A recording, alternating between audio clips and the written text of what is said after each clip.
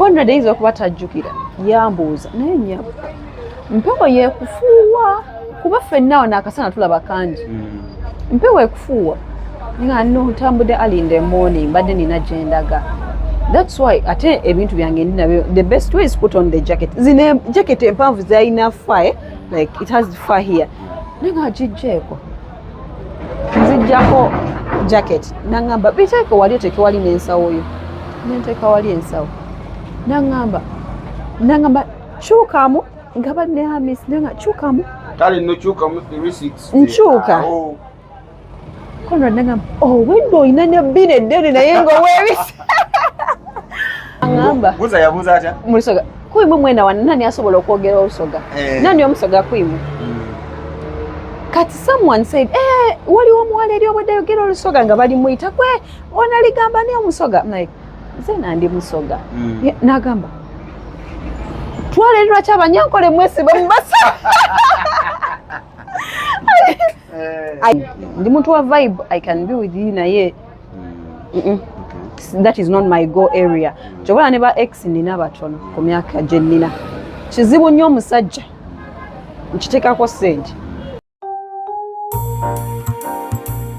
Onoonya ttaka nnyumba ya kugula oba oyagala kugobera ku byapa byo. Brand Pro Property Services ku MT Building mu maaso ga Mugulu Empire Zana bano beesowoddeyo kugonjoolera ensonga ezo. Obukugu n'obwesimbu bye bikulembera ku Brand Pro Property Services Limited abasangibwa ku MT Building mu maaso ga Mugulu Empire Zana. Tebakomye ku kuteekerateekera ggwanga nga bayita mu kisaawe kya real estate. Kinajjukirwa nti omwaka 2024 Brand Pro Property Services Limited yakiikirira Uganda mu summit y'aba real estate eyateekebwateekebwa Dar es Salaam mu ggwanga lya Tanzania.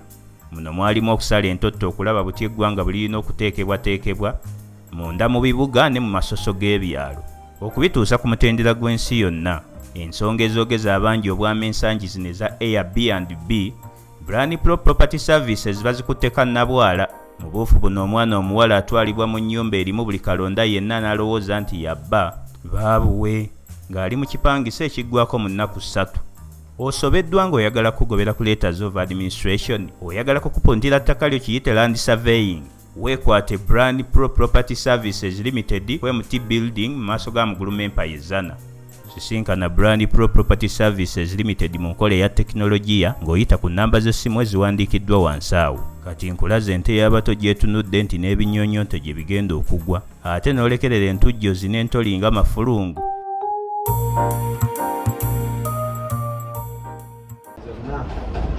Murasi ngulabika mpafu za bbiri.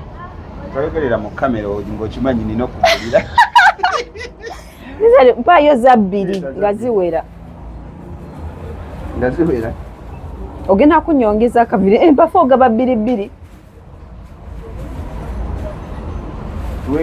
tuweza sasa kati gogenda kunyanza mpano entonotono zazo tunoza bbiri kati mpayo za 10 ennaku zino ate entonotono za mmeka mpayo n'entonotono za 5 mpayo ez'okubiri eki mpayo entonotono za bbiri bakwa entonotono za bbiri. Nina butoto. I have to introduce them to these things because the kids are so English. Bagenda bamenya. The kids are so English. Ana bazungu nnyo abange egibejeje ojasanga baka what is this? Ne kale zino ntontono twako kati zo. Masaka zibeera awo. Kati ezo zemmeka zo bana.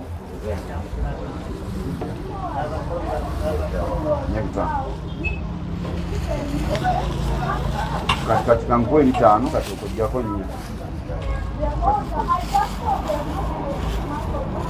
Ziri 3. Kati empafu za 3 n'entonotono za 2 5. Ebitano bikuwa. Empafu mu kitundu nkuwadde ebitano.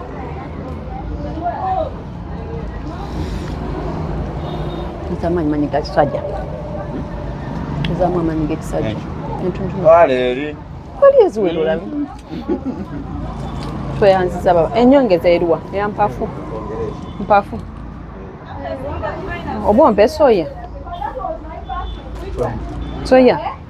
Mulabye kwali. Sijja kufiira ku gundi. Nse iwe bale kola.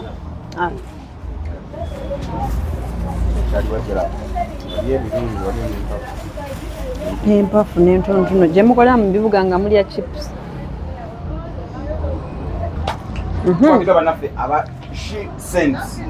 She scents and cosmetics. She scents and cosmetics. Omanyi? She scents and cosmetics. Omanyi? Mulaba. She scents and cosmetics ye muganda waffe era ye mwami wange Ani. Omwami wange Ani ye CEO wa She Scents and Cosmetics. Gwayagala okuba nga olabika bulungi. Weeyerusa naye wasigala mu kola yinira ezo She Scents azimalamu. Wayina embalabe ne ziwona n'osigaza scars. She Scents enkovu ezo zonna zijjamu. Oyagala kuweeyerusa olabike nga Ani. Obadde olabikanga Masha. Nawe oyagala kati kulabikanga Ani. Akaziga akalina. Ndabo. Masha. Ndabyo wali olina bu earrings obulungi. Bulabika bulungi. Okay. Omuntu kati Masha kati omuntu eyali agadde kati nzolugoye luno nenga tasobodde kutuuka kyali wajjala. I do deliveries. Nkola delivery. Banaye osobola okunkubira ku simu nongani osobola bane olibene abantu balaba ebifaananyi nyinza okuba nga tobirabye ku nze ninga olina wookijje n'ogamba nti olina ekiteeteeyi ky'oyagala. I can get it for you in town oba nga oli wala ne tukipaakinga oba oli ggulu oba oli Soroti oba oli Mbale oba oli Tororo. But my clients in Tororo, my clients in Jinja. Bantu mmwe tusiima mwerekereza ne mutuyita ne mugamba bannange. And the clients in Charlie Wajala also mwebale kuyitangawo ne tubakola makeup ne tubateekako obukowekowe ne mbebaza bukusanyusiza.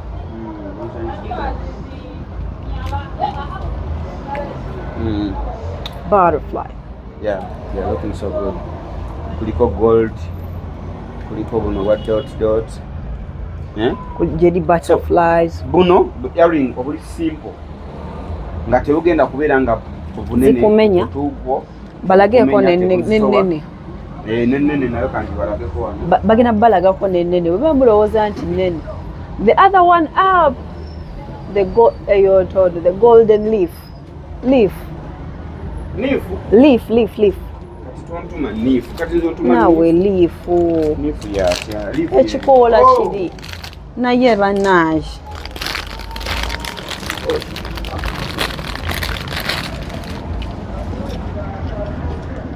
Wow. Mbane unique stuff. Okay. Package tulina nene. Mwena mugenda kufuna. Mwena mujja kufuna. Temwesindika. Package tulina nene. I have buli kintu. I have earrings that eziri extra. This looks nice. Negwe. Eno. Ojire. Look at this. Eno. Wow. Let me see. Look at this. Obake battery enyuma damba. Look at this. Wow. Mbane simple. So nice, yeah. I accommodate buli muntu. Yeah. Buli muntu wojjidde wenkutwalira. Mbane bridal earrings, necklaces. Mwoba toyina by the way jewelry na wakwambala. Yeah. Osobola kuncontactinga n'ongamba siina ne customer n'ekifaananyi ky'olugoye lw'obagundi. I can deliver jewelry to you. I can accessorize you. N'otuuka ng'obadde ne ka simple dress ne bagamba mashallah omwana nnyumye. Ebyo byonna tubyogera. Nesinaba kubagamba namba ya Masha's Gallery ye eri ku screen wano Kasonga yeyo. Oba oyagala ku deliveryngira, oba oyagala kumanya Masha waali, oba oyagala kukola makeup, oba oyagala lugoye, oba oyagala kaki. Oyagala ba ushers. Bannaye Morris tugenda kuddamu tukole interview nga just nkulaga ba ushers abaana bennina. Kibalengenda okugamba. Ate tetugenda kukolera wano ku dduuka. There's a place gyengenda okutwalako, there are some gardens there. Kafo kange. Abaana bambadde kafoko. Katera nnyo kankolera. njagala nkutwaleyo kola Bana baromatic chomala bagamba bano baromatic muli bagaga ja kutwaleyo ko baje bane nabagala emirimu don't hesitate call me oje nkulabe personally bane sagala don't come with laziness ogambe nti bane mulaba nti you people mututunulira ne mugamba nti things don't come easy bane tukola fetwa soringa you hustle your way out utegeera we hustle katika mkamba bulire nze nina Morris airport pick up nina Morris fashions nina Morris surprises atenza nyane film kati mwe mundaba mu Range Rover ne mugamba Morris oya kamuya olumalaga bagamba Morris sibaya tuina katete inga kano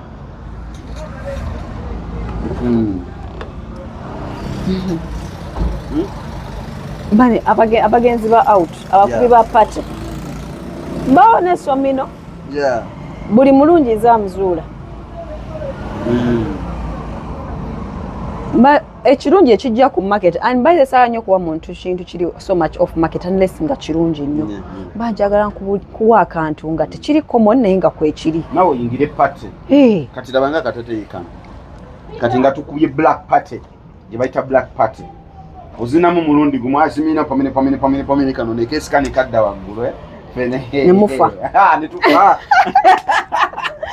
nemufa netufa au bobo tusi ajukira bali bafadda alenga tulika twali twafadda katudambuzi kufa nga tuli ku Masha's gallery onako lalero Masha alina we yabadde atuuse ng'atunyonnyola tana kunangeri gye yayingira mu Aromatic entertainment omanyi tuba tulina kubivuga vice versa tubizeeno netubizeeno so that you guys can get all the points in one video. Masha abadde atugambye nti bwe yalaba nga mu best friend ba Rapi ba Fifi the Queen ba Samla Beatrice ba Diana Nabatanzi ba Nampija Florence nga bambala obugoye obulungi ate nga naye abulina mu wardrobe ye nagamba yes I think I can do this but she told me she had never acted anywhere kijja kitya Masha okubeera nga ng'ovudde ku kino nti nno nsobola omanyi okusobola n'okwagala byanjawulo kuba yali ayagala naye ate kati okusobola kituufu yali asobola bw'oba olaba asobola yali asobola anyway Masha kati ofunye ekirowoozo nti nyinza okuba nsobola okukola kino how did you come out how did you get the number for Aromatic Entertainment how hard or how easy was it for you to join Aromatic Entertainment? No, before you go even there, wali wabadde otuuse ng'ogamba nti no olulimi Oluganda wali oluyagala nnyo. Nze nali neeyogeza Oluzungu n'olutankwata. Because kye nali namanyiira nina brother nga atera nnyo okuŋŋamba gwe nnyabo va mu because yogera Oluganda. Wali muntu wa because nnyo nga yakola. Wasomera wa? Primary, secondary? Nasomera mu masomero mangi. Yeah, I studied in a lot of schools. Naye kiki ekyakusomesa amasomero amangi? Abasomera amasomero amangi batera okuba n'eddalu nga balina effujjo. Nalina nga sikubwa. Just n'okwagala okunkuba. Naina I think oba okunyoma kungi from buto waliwo engeri gye ntunuulira nti I'm like natoba nagenda kuŋŋamba ki ate kati neddiranga musomesa kuŋŋambako mbwonkwane nga nyinza okusonda bwe nti nenga kati enkya weekambwaze nti onkuba nyinza okukulangira ebyajjo nga wankwanye nebyaluli nemugamba gwe yagala okunkuba so most of them feared doing that kati nga ne bwokwana akana nga kali awo lyawo I'm like osobola okwanira kali bwongambe lie down olimba kye kyakutambuzaga amasomero ag'enjawulo like I used to move okay naye nga tewali musomesa yakwanako musomero n'akusobola jankubuulira kino kigenda kuntopa wabula musajja gwe nkutumiddeko naye nga tewali muntu mwangu byakutomerera. And also because nali I think nkuze siri muntu nnyo wa abantu men. That have not been my thing. Ndi muntu wa vibe, I can be with you naye. That is not my go area. Kyobala ne ba ex nina batono ku myaka gye nnina. Kizibu nnyo omusajja nkiteekako ssente nti oveeyo nga muwera abataano mukyali wajja abataano si bangi nga muwera abasatu n'ogamba nti oyo omuwala nali mmulabyeko. Ekigambo ex kitegeeza ki? Oli nagamba nti gundi ex wange. Kubanga Morris obadde ne mikwano gyo. Olaba? Reality check. Yes. Kati nze kakyenkugamba nti in reality check omuntu najja naŋŋamba Masha, in your life how many men have you undressed for? Mbakubalira nti ono. No. So ekigambo ex Masha oyingidde Aromatic Entertainment. No, ononyeza how I did. Nalika. I remember that day nali nino gende jinje wa mami because we had visitors coming from somewhere outside the country. That's my family. So nali never ku Facebook da njiraba bulabi like nepcha ne ba stalkinga nenda baka abantu bichi, but that is still my page. I use it. Na see posting or anything or so I go on Facebook. I used to see this girl. I see Mama Interior. She put on her story these running stories. Ngakuliko auditions tomorrow. Salama Road. That is the name of the garden. St. Henry's Gardens. Naye amazima genyini nga mmanyi nina schedule nti nina abagenyiwa abajjewa mama. Kati nina omuze wemba njagala okola ekintu kibeere successful. Simanyi lwaki abantu balina kisoba nze alina gundi embi. Buli wenjogera ekintu kyengenda okukola kifa. So nakikwata in me. I think it's just a belief in me. Buli wengezako kwogera ekintu nti newemba ngambye mikwano gyange genuinely gyemanyi nti bote balali bigaana.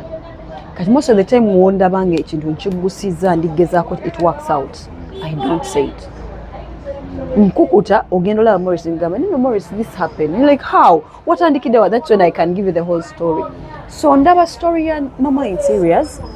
I'm like wait a minute. Salama Road. Tuine waka wali emunyonyo. I'm like I pass on the same road. It's a matter of getting a board and abewa. Gundi Gardens wazidi. St. Henry's. So I get a border from town there. Natuka to St. Henry's Gardens. My goodness, Natuka to St. Henry's. Nga wali abantu Morris. For auditions. Zali bastadeyo ku Saturday, I think on the sun, 2 days. Yes, about 2 days. Morris Natuka nga abantu banji. Jukira had traveled early in the morning.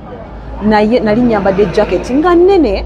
I had put it on a jean and a small top. Naye nga kweri akasana ne kalio. Empewo yali nyingi ku macha nenjitekako.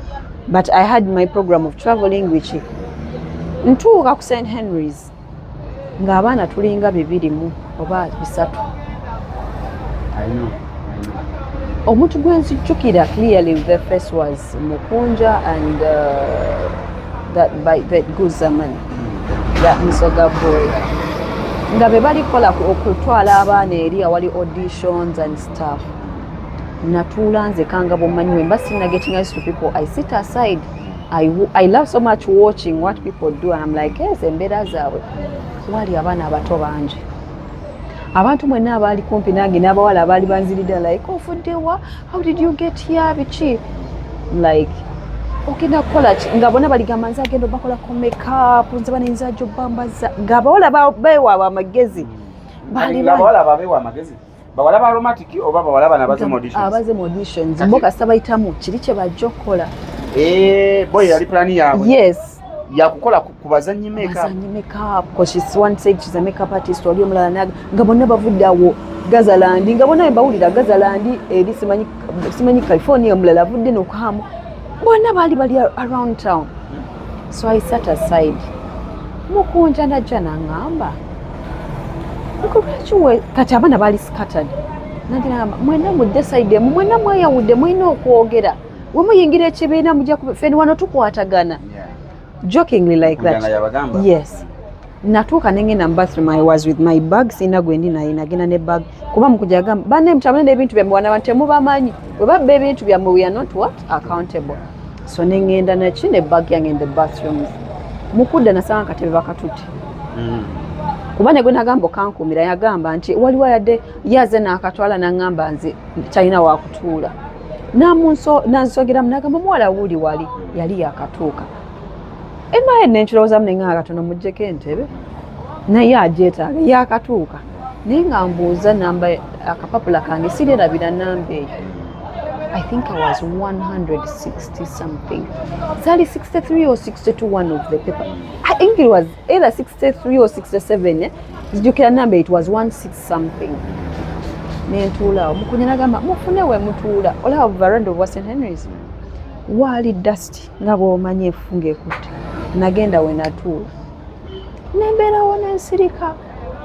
Ndowooza mukujja Katonda yali amuleesenga heaven set nga buli ssaawa bw'ajja gamba niko lwaki toyogera na banno. For starters yali rude. Lwaki toyogera na banno. Weegatte mu bali munyumya emboozi. I'm like nze nga sina mboozi so much oy'okunyumya. Guza najja. Guza n'abuuzaawo nti kwimwa mwena nani asobola okwogera olusoga. Nsobola olwogera. N'aŋŋamba. Guza yabuuza atya? Mu lusoga. Kwimwa mwena wana nani asobola okwogera olusoga. Nani omusoga kwimwa? Kati someone said, waliwo omuwala eri obadde ayogera olusoga nga bali muyita kwe onaligamba ni omusoga. I'm like, nze nandi musoga. N'agamba twala eri lwaki abanyankole mwesiba mu basa. I laughed about it just like that. N'aŋŋamba oviirewa obaawa nakuba mbaidinda gy'oviire. Honest nali tiviire idinda but I said nviire idinda. N'ambuuza oidye saa imeka. Namba mpuunye eni ntuuse wano saa ibiri eddo. Mpuunye like nkedde. Mpuunye yes. Nga onagamba munaye nkedde. Kati mpuunye. Mpuunye eni. Mpuunye eni. Nkedde. Like mpuunye is the okukeera but ni is exaggerating no nkedde. Yes. Mpuunye eni. N'aŋŋamba so oddayo nga twogera lusoga yogera lusogera n'aŋŋamba oli kwirayo nakuba ye njani ojja gy'otya bwa njani na taxi ngolole yankuba okay. So he moved away. So that time I expected to be helped. N'aŋŋamba oba nti twanguye ogende nga abava wano ajja n'agamba between this number between 50 and 70 mumpa obupapula wamu mugende muyimirire wali kati nga bo bwe bakugamba ogende oyimirira wali Mr. Conrad, the manager Roger, nze saagenda side yali kuba wherever pan I went on kwaliko Hamisi Seguja, kwaliko manager Rogers ahimbisibwe, kwaliko Peter Conrad Peter, then kwaliko omuntu owokuna yali ayambadde kanzu. I think that was Mr. Bukenya. He had passed. Yali kanzu but yali ayiseewo obuyisi naye ng'agamba agenda nga ze babuuzaako naye ng'atuddewoko for a minute. There were 4 guys. So waita ng'ayisa abaana nkya n'ofikkira totunenya kuba nammwe olaba muli bangi ate n'ekya gye eri akola ki abajja abaana bagamba naawe tuyambe bami nga they keep bothering them buli we bajja kuba be baatumanga bami nange tunyambe nina ogenda okukola simanyi baklayant bakasitoma seguddewo kasitoma kange olusoga yaliwa azeeyo atutte groups ndala kati bwe yajja yalinga atagenderedde nali ntudde nera nga unfolding myself nga ntuddewo comfortably. I'm not on the rush nga in my head nkitaddemu nti oba bampise oba I've missed it is okay. That will be the fate. N'aŋŋamba iwe sookoyidde mpa akapapula ko nenkamuwa n'aŋŋamba gye oyemerere wale nansongera awali Conrad. Neŋŋamba because I saw Abbe nga ye muto yaŋŋamba nedda nemugamba ŋŋende wali n'agamba iwe olugezigezi kati wali nali mbatidde. No, honestly nali mbatidde because I saw them like nga bali serious nnyo nga balikozesa nga baligamba naye bw'otuukayo bakugamba ola siimiyawo oba kaaba nga abaana kye balisinga okutya nga bakugamba kaaba amaziga we gatajja nga bagamba kale genda most of the kids balowooza nti bakola ki bagudde nangamba genda wali neŋŋamba okay kasi siba mutima nagenda ne jaketi yange nga ntambula n'emigugu gyange bwe natuuka awo Conrad ayinza okuba tajjukira yambuuza naye nnyabo mpewo yeekufuuwa kuba ffenna awo n'akasana tulaba kangi mpewo ekufuuwa nga no ntambudde early in the morning mbadde nina gyendaga that's why ate ebintu byange ndi nabyo the best way is put on the jacket zine jacket empanvu zirina fire like it has fire here nenga agijjeeko nzijjako jacket nangamba biteeke wali oteeke wali n'ensawo yo nenteeka wali ensawo nangamba kyukamu nga badde amis nenga kyukamu kale no kyukamu 36 nkyuka Conrad nangamba wedde oyina ne bbina eddene naye nga weebisa I felt shy nanga mwamu tulwandisa ebintu bitategeera obwedde oyina ebbina ng'olikwese naawe oyogera olulimi ki naye ngamba njogera olusoga njogera oluganda naye like menya wemba njogera nangamba munaye yaŋŋamba ne baŋŋamba tambula ove wano otuuke wali netambula ne batumuka ne baseka bonna Conrad nakola akagambo ke nga bakakolanga wow I think the only person who was humble there after nga amaze okuseka omanyi how manager Rogers can be serious aba tayagala kumakinga he has I know kuva mu bali abeere manager nangamba what is your name nemugamba nankanja masha nangamba weddira ki nemugamba naye ekyalo kyo kiriwa nemugamba kiriri Gomba nangamba oh sure nangamba did you go to school to which level nangamba kale guni Conrad nakola bwatyo manyi wabeera atizinga omunaba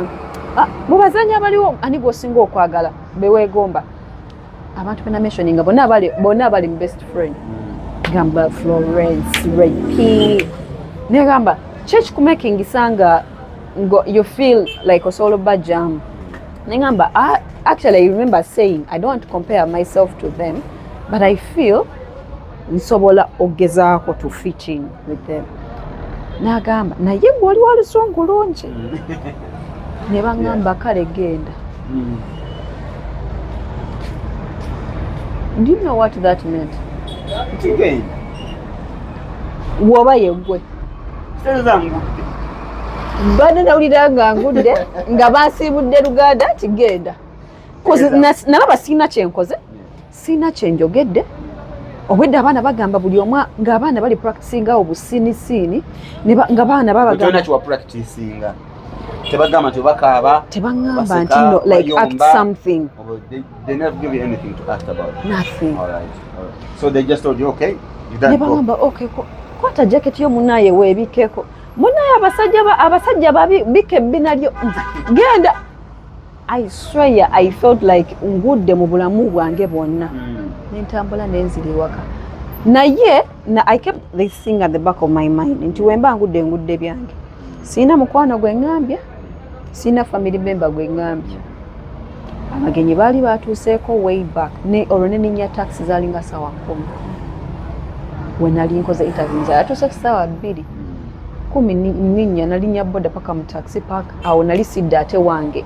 ekyali wajjala nalega Blaze paka jinja wa mami nina nasangayo abagenyi ne mbanyiriza bulungi ne tunyumya ne baŋŋamba lwaki oli leeti ne mbagamba mbadde nina byenkwasaganya naye nga mpulira bubi era tewabagamba saanyega because gwe bintu byosooka bikola nga biri so that we bigaana tewali agenda kusekerera saagala nnyo kumookinga omuntu akuleetera omutima omubi naye omuntu nansekerera bw'ati so nkyewala nnyo I don't want to always seem a failure. Chovola oluusi ngezaako nnyo ekintu nekiba hustling. Omuntu ayinza kuŋŋamba do you need help ne mugamba manyi ki kansooke ntuuke wentuuka bwe nnaalaba at least nja kugamba saagala nnyo okumala mu muntu maanyi saagala kwemala mu maanyi bwe bulamu bwange munnange neŋŋenda naye saanyega muntu yenna naye nga I have one of my best friends like the matron wamulaba Tabela the light skinned one elimwa oyo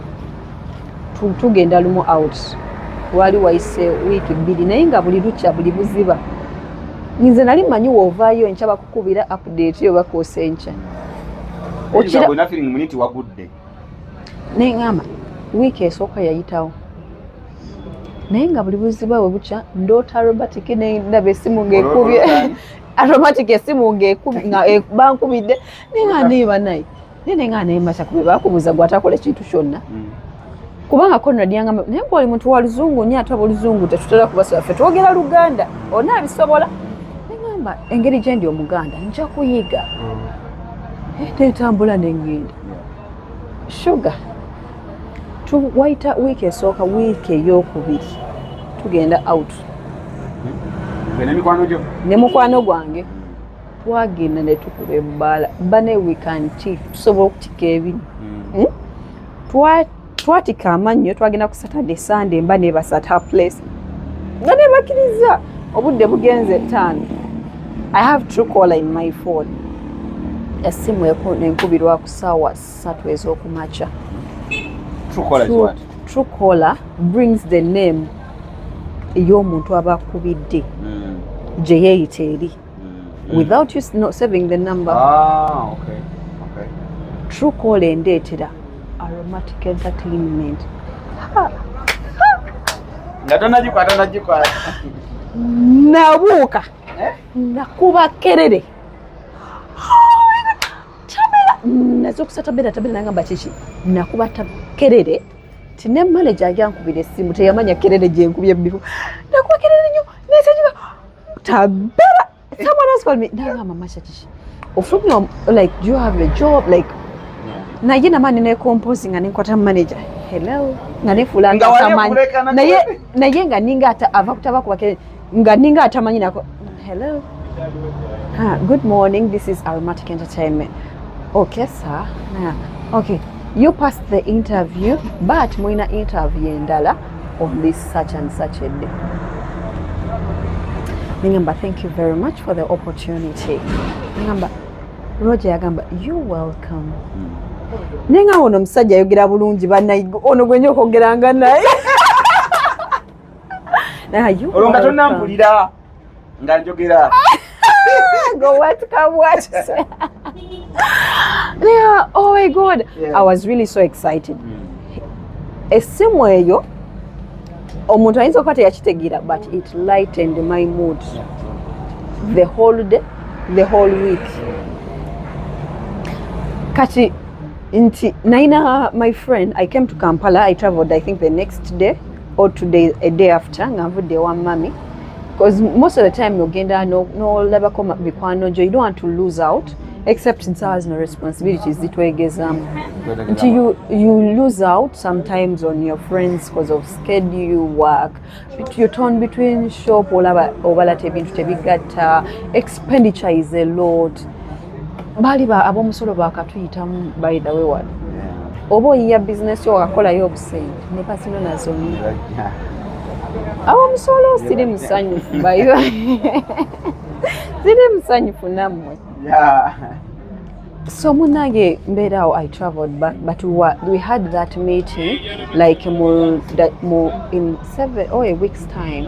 So this interview we were supposed to have it with the CEO because katinamwa abaleta abalabe, most of the directors were there. Netegeka Viva Couture Vivian yeyantungira akasuti kenagendera ogenda mukasuti kutide Vivian, that outfit you made for me was killer. Natuka made the doors open. Natuka on the other on wali mukusoka director watu wamulabako? No. Florence wamulabako? No. Dana wamulabako? Bonna tebali wo repeat. Naye nga fenna abaana bali bababuuza gundi aluwa nga tetumulaba gundi aluwa. Abawala bonna mostly tebajja, most of the guys be baliwo. Though that day tewaliwo, I don't know why. But Walabika, I think you happened to come the next day because usually obebera munye ebintu bya Aromatic. So I think Wali you worked on the other day. Mukwano. Twegabanya. Natuuka. I was humble. Twaliwo awo kati mwe mwali Matilda, Fifi, Dina, Patricia Sands. Yeah. She was like a baby like this in a blue dress. Trisha okulide ku data waffe by the Kulide ku data wafe yakukuzizza. She was a pretty girl. I looked at her the first time. She's like a pretty girl with like a blue dress nga katoe. She's a girl ayogera obulungi nga she's composed nga katuli. Natuuka nalina mukakondo. Abana Matilda yangamba na bachanyamba. You're even in heels. I'm like, mkwano. When I turn up, I have to appear. Now I think Fene Chibuzo, director, CEO Chiatubuzo at that time. Yatubuza ngebibuzo fena amanya go gwani. Okola, tokola. What do you do? Where do you live? Are you sure wena kuoja kusomolo kwasakanya here and there? Oli mufumbo banedda. It was a question they asked. Are you in a relationship? If it's a sin forbid, it was like almost a question every girl was asked. A sin forbid, can you do that? Your say yes. Boyfriend won't interrupt with your boyfriend tutawanye. Yambuza ebibuzo bingi. I'm like, it was like, okay. Ngechisemba chenzukia CEO buli mwana kyeyamubuuza. If I don't give you a chance, what are you going to do? What ayingira nga sikukkiriza cause sawa zino nyinza okubanga ndabye yo not ate no director inengiri jakuzanya nagamba cause bwe nkulaba zinyiza okulaba nga tokola ki you're not toina potential so nenkugana ogenda kola ki.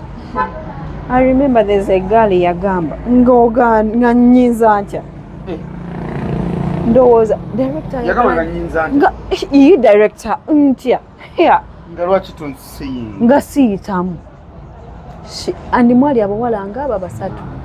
One came driving, that girl never appeared again. Yali ajawulira nnyo naye nga Abba aseka n'okuseka nga bakubuza ekibuuzo kuba Abba yali like all the directors were there. Manager yaliwo, director Abba yaliwo naye. My dear, abaana bagwanga ekintu ekyo. Nze I simply told him, director, it is life. Remember CSM, there's so many other chances. But I thank God that at least one selecting them mubameka mubali abanji mu 300 500 yes. Ningamba I thank you for the opportunity nti ondabye nti at least somewhere tomanya nagamba tomanya next time ojja kuba mwaba abatono. Yeah, in fact mu audition za fezo most of the time tuba mu 600 700 abana baba banji bana. If you are selected from 700 to like 50 over 50 70 bro that's a blessing. Nze naita because everyone when I came they asked me ani yakuyengeza whom do you know naye najja simanyi konti wadina condition nti omanyi Morris abana basinga nganda bawaliwo gwe boogera naye waliwo gwe bakubira nti balina namba y'omuntu Morris sign ko gwe manyi mwenne mikwano aba Aromatic. You become brothers, you become sisters from scratch. Newe namugamba, he smiled and said, okay, thank you again. Tuka bulungi. Mugamba kale sebo nenfulume gwe kuba fenna twerinda twakirira kirindi. Namugenda mwe console. Nga muli wanzi. Nayingira nagamba bannange. Nenga fenna twali mukutya. After like Zali after 4 days, I remember Zali after 4 days. Yeah, batuyisa on a Wednesday. It was towards the weekend. Ne batugamba kati nze awo kati ennaku ezo mukwano. Olaba nti Zali ntono, nalaba ng'omwezi. Okunkubira nti director kubanga ne manager we twajja nagamba mwenna nabayise tuyinza okuba twaba selecting nga tulaba yo good mulina potential naye kigwera wani wa CEO. Nasaba favor okuva wa CEO oyo ya mukama nteekaako ekisa omusajja oyo alabenga at least mwanidde Masha bamuteekako ekisa Masha atenga Maya atenga Nankanja bamuteekako ekisa na joining Aromatic Entertainment, but it wasn't that easy. It is so much pressure. There's so much pressure. Paka South in Wali, Azanya movies in Jaulo. And I think you guys are appreciating her because I see the comment section is positive on herself. I don't know, you hyping her like but empisa is also important. Yeah. Kuba no sobola okukola naye bannange. Aromatic empisa is important. Osobola okukolagana ne banno. Discipline. Yeah. Discipline is the best thing anywhere. Buli wamu, in fact. Buli wamu. Mukama waffe akikulembeza nnyo. So, n'obuyonjo olaba naye tuli abayonjo. Muli bayonjo nnyo. Naho otisusa oluusi ne weesala amata awo bukurimu kwotava. Clock it. Nankanja. Alina story gyayogeddeko netagimazeeyo. About I will have a day. I come back here tumalire story. So that's how atugambyeko pressure gye yalina ng'atandikira ddala kuzannya. Omulundi gwe gwasooka okutunula mu kamera yatuuyana kubanga baamuwa okuzannya n'ennambi ya Florence. Do you know what it means? Okuzannya n'omuntu bulijjo gwe weegomba okulabako nga tesi weegomba mulabako bulabi ne baba omubuuzizaako halawayo kati ne bagamba kati gugenda okuzannya naye word that thing is very big, so that's why yatuuyana. Si byangu most of the time nga bwemumanyi osobola okubeerayo noganzaawo nze nsobola okikola ne bwe baŋŋamba okulwana mbu nno omusindike saabisobola saasobola bikola nga ŋŋamba oke ntandikirewo omusindike kitegeera totya bakulu bo naye nga tebwobeereyo obeera ogamba nze nsobola okikola nemmala nyingira mukwano tulikyali wajjala wano ku Mashas Gallery mbagambye ebintu ebiriwo era mbibalaze byonna, so please come one come all. Enamba y'essimu yeri ku screen wansi awo mu kasonda ku left mugikozese nnyo. Byonna abeere nga batuusako dress obulungi, earring obulungi, wigs ennungi, azinstallinga, azitunda, azipangisa. So tobeera na mukolo n'ogenda n'ebiswayiri nti tolina ssente za kugula wiigi. Jangu akupangise ogende ku mukolo onyume ovaayo ogikomyewo. Ali ewala nga you want to okusuubula ebintu in Kampala ng'oyagala omuntu akukwasaganyizeeko. I'm there nja kuyambako run your errands at a little fee. Yes. So waliwo kyoleseeyo? Olina akatalekeka? Banaye ndi ku maviivi asatu. Banaye ask for your support. Banaye mumpagire. Banaye twekulaakulanye mumpagire. Every small coin counts. Every lukumi counts. Njagala nange mundabe nga nga nange ndeko basuubuliza ebintu nga mbibaweereza nga nze abasuubuza ate. Nga biva mu dduuka. Yes. Eryaffe. Obusawo tububalazeeko buno bonna, obusawo weebuli, engatto weeziri, abaami tobeereyo n'ogamba nti nnaate nze sisobodde kutuuka wa Morris Fashions mu town naye ekyali wajjala ojja size zonna tuziina tolina size zogenda tusaana tugiina sports engatto banaye mulekerawo okuddukira mu ngatto ezizitowa zijja bono amavivi engatto sports shoes have to be at least so light. Ninga nakagato kawulidde. Bane kali light. Oyinza nokakwasa olugalo olumu. It is so light and beautiful. So please come support me. Masha abantu bekyali wajjala. Byalo kye biranye wano. Kyali wajjala, Chira, Chanja, Chireka, Mukono, wonna Bukerere, Sonde.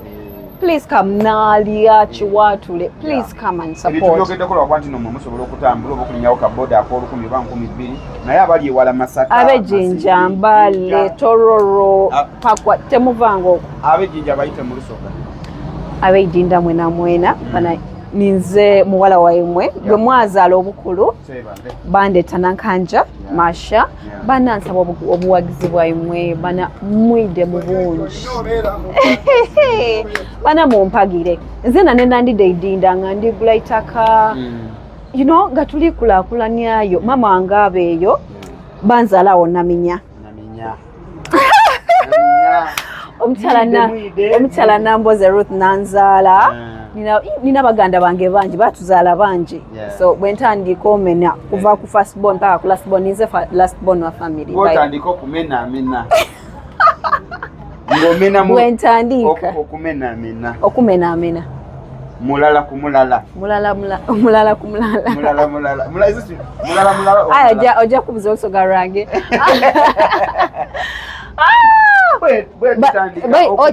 okidi nti nina bamama babiri mulala nina ni mama owokubiri bamweta Mira Byekwaso abakamuli abawa kamuli awo mu town naawe basoga ne beddira imwe beddira baba. What are you doing? Oyogera cheji abasoga beddira balina ebika Bayina ebika nabo ng'abantu. Yes. Abasoga mwena nitubatumirako yino. Tubatumira ku ino. Thank you so much for being there. My name is Motivanska. We're straight out of Aromatic Entertainment. Mbadeni Nankanja, Masha, Maya, Biona, the actress from Aromatic Entertainment. Please don't forget to watch Pick and Play. Yeah. Don't forget to watch Ignorance. Don't forget to watch Savage. Yes, inakuzanyiranga Alto. Yeah, Alto. Ignorance aliko channel manjidwanga Trusted Films. Pick and Play aliko channel manjidwanga Trusted Films from Wednesday to Sunday over the weekend. Teri kweboa. Tubawa mwasaba weekend program omukulu nagamba yero achinedda. Mbawadde. Wanji mama. Wanji customer. Manje bwe bwento bwembatayiza mu town. Muchikubo hali. Mbatayiza. But we love you so much guys. Have a blessed night. Bye bye.